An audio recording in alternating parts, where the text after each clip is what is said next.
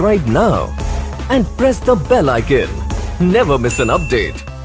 Hello everyone, good morning. आज हम हिंदी व्याकरण की संज्ञा, हमारा टॉपिक क्या है? संज्ञा। संज्ञा यानी कि किसी का नाम होता है। नाउन यानी कि किसी का नाम, हर एक वस्तु, स्थान, व्यक्ति सभी का नाम होता है, तो उसको बोलते हैं संज्ञा। संज्ञा की परिभाषा: किसी व्यक्ति, वस्तु, स्थान अथवा भाव को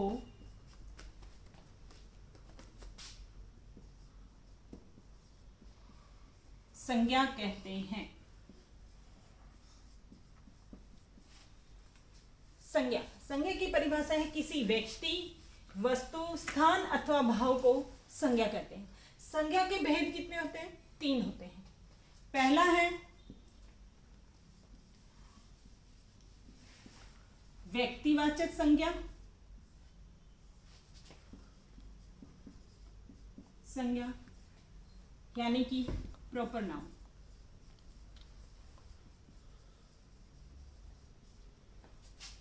दूसरा है जातिवाचक संज्ञा,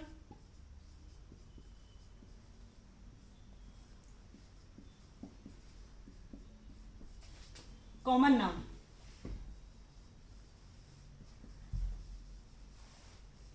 कॉमन नाउन। तीसरा है भाववाचक संज्ञा,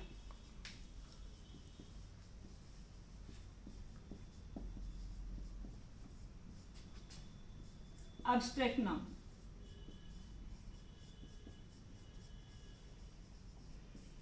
एब्स्ट्रैक्ट नाउन। संज्ञा के कितने भेद बताए मैंने? 3 भेद होते हैं।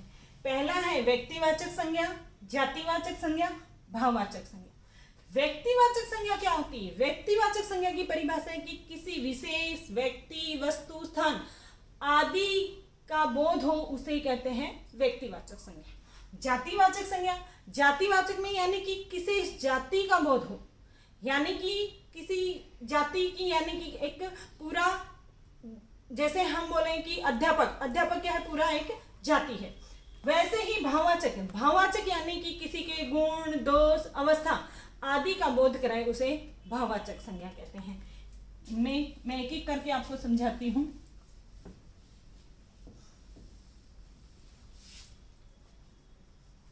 पहला क्या था? व्यक्तिवाचक संज्ञा।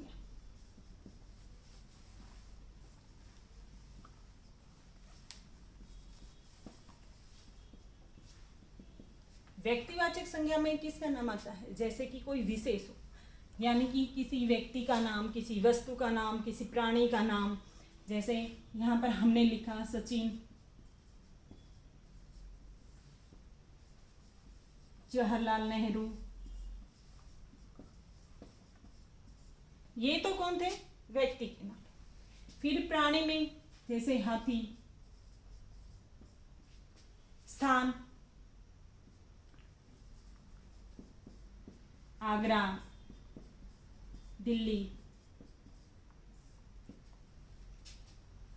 तो सचिन, जवाहरलाल नेहरू, हाथी, आगरा, दिल्ली, वस्तु, स्थान आदि सभी का जिसमें बोध हो, यानी कि विशेष, तो उसमें क्या आता है?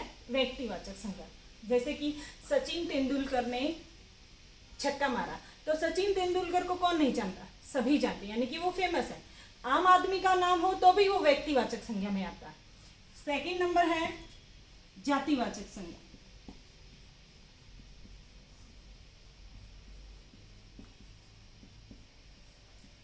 जातिवाचक संज्ञा यानी कि किसी विशेष जाति का, उसमें जैसे बच्चे, सभा,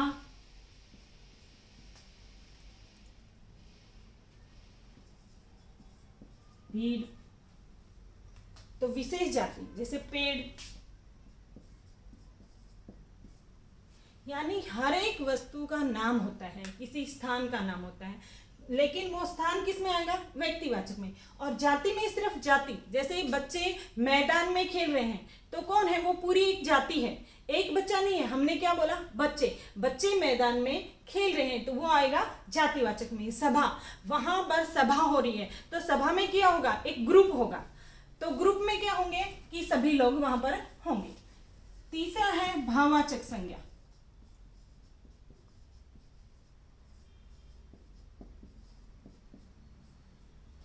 भाववाचक संज्ञा, भाव में गुण, दोष, अवस्था आदि का बोध होता है। इसमें जैसे कैसे वाक्यों का प्रयोग किया जाता है, कि कैसे शब्दों का प्रयोग किया जाता है वो मैं बता रही हूं।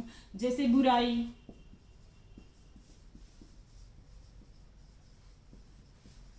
अच्छाई, बुढ़ापा, बचपन। भाववाचक संज्ञा, भाव यानी कि हमें दिखाई देने चाहिए। जैसे हम बोले कि राम बहुत ही अच्छा लड़का है, तो राम कैसा है? अच्छा लड़का है, तो उसके गुण दिखाई देते हैं। ठीक है, इसमें बुढ़ापा आ गया है तो बुढ़ापा क्या है? वो भी एक उसकी अवस्था के बारे में बता रहा है। बचपन यानी बच्चे का जो है बचपन बहुत ही अच्छा होता है, तो बचपन जो है वो क्या बताया? उसका अवस्था के अनुरूप हम बोल सकते हैं।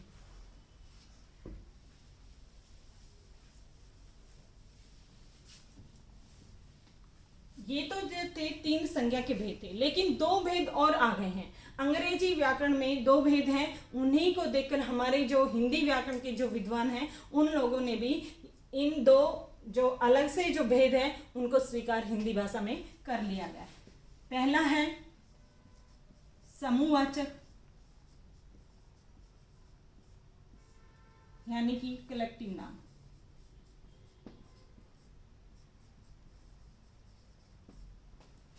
दूसरा है द्रव्यवाचक,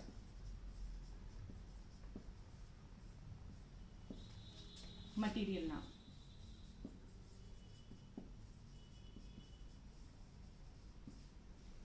इन 2 को हमारे जो हिंदी के जो विद्वान हैं व्याकरण भाषा के, उन्होंने इन 2 को भी कलेक्टिव नाउन और मटीरियल नाउन यानी कि समूहवाचक और द्रव्यवाचक दोनों संज्ञा के इन भेदों को भी हमारी हिंदी भाषा में स्वीकार कर लिया गया है। पहला है समूहवाचक। समूहवाचक में क्या होता है कि ग्रुप, एक ग्रुप में, जैसे कि कोई ग्रुप में खेल रहा है, सभा हो रही है, भीड़ हो रही है। जैसे अभी नया नया अभी आया था कि सूरत में मजदूरों ने बहुत ही भीड़ लगा रखी है अपने गांव जाने के लिए, तो वो भीड़ क्या था? एक ग्रुप था, यानी कि समूह था। समूह को समुदाय भी कहते हैं। फिर है वहां पर बहुत सारे बच्चे खेल रहे हैं, तो बच्चा एक नहीं ग्रुप में खेलते हैं, तो वो इसके अंदर आता है समूहवाचक वाक्य में। फिर है द्रव्यवाचक। द्रव्यवाचक के अंदर आता है कोई पदार्थ या कोई वस्तु, इनका प्रयोग आता है। जैसे कोई पदार्थ होता है या फिर कोई धातु होती है, उनका प्रयोग होता है, वो द्रव्यवाचक में होता है। जैसे कि घी, दूध, दही, ये सब क्या पदार्थ, वो द्रव्यवाचक में आता है। फिर है धातु, जैसे सोना, चांदी, तांबा, लोहा इत्यादि। ये सब किस में आते हैं? द्रव्यवाचक में। ये थे धातु के नेम और ये है पदार्थ के नेम, तो ये द्रव्यवाचक में आते हैं। तो हमने आज संख्या के कितने भेद पढ़े? 5 भेद पढ़े। Thank you, have a nice day.